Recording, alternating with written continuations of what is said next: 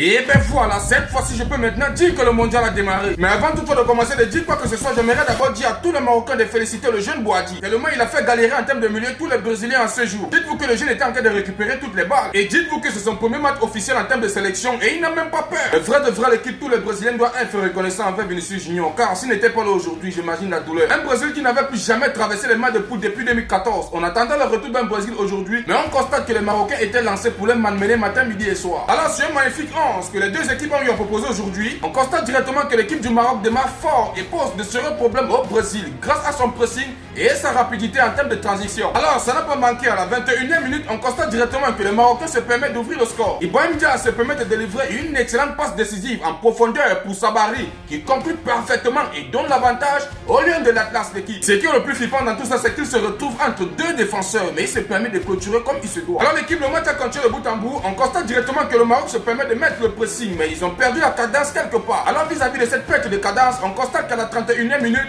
le Brésil se permet d'inscrire un but. Bien servi par Bruno Guimaraes, on constate directement que Vinicius remet les deux équipes en égalité après une très belle finition. Vinicius est juste incroyable, il est lancé pour faire mondial de qualité l'équipe. Alors directement ils sont allés en pause, ils sont revenus en termes de deuxième période, le match a continué de bout en bout. On constate directement que le Brésil se permet de monopoliser davantage le ballon, mais le Maroc se permet de rester très compact et dangereux en contre-attaque l'équipe. Alors vis-à-vis de cet équilibre, on constate directement que le Maroc et le Brésil finalisent le match sur un score de 1-1. Très bon match l'équipe. J'ai été ravi de regarder ce match et je peux vous rassurer, c'est maintenant que le mondial démarre. N'hésitez pas de vous abonner et de partager au maximum car c'est ça qui fait le référencement et on se dit à plus pour une nouvelle vidéo.